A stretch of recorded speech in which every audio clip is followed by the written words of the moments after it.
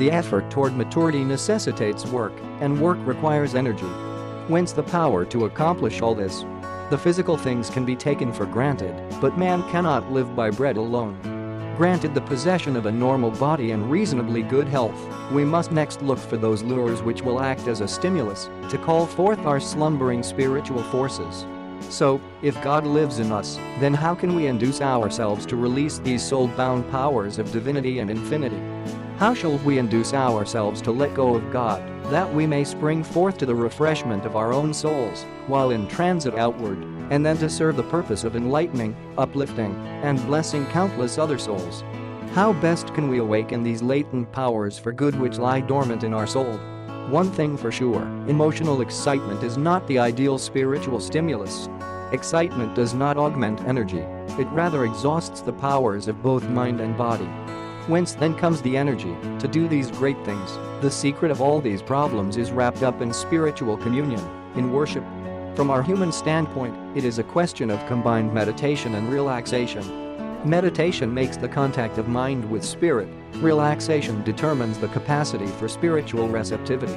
And this interchange of strength for weakness, courage for fear, the will of God for the mind of self, constitutes worship. At least, that is the way the philosopher views it.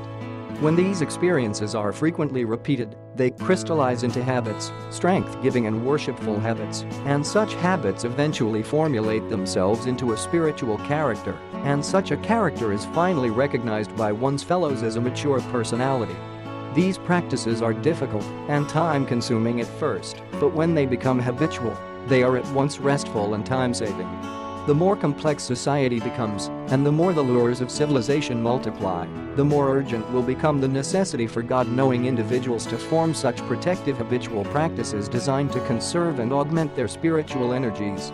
Another requirement for the attainment of maturity is the cooperative adjustment of social groups to an ever-changing environment. The immature individual arouses the antagonisms of fellows. The mature man wins the hearty cooperation of his associates, thereby many times multiplying the fruits of his life efforts. On every mountaintop of intellectual thought are to be found relaxation for the mind, strength for the soul, and communion for the spirit. From such vantage points of high living, we are able to transcend the material irritations of the lower levels of thinking, worry, jealousy, envy, revenge, and the pride of immature personality. These high-climbing souls deliver themselves from a multitude of the cross-current conflicts of the trifles of living, thus becoming free to attain consciousness of the high currents of spirit concept and celestial communication. But the life purpose must be jealously guarded from the temptation to seek for easy and transient attainment. Likewise, must it be so fostered as to become immune to the disastrous threats of fanaticism,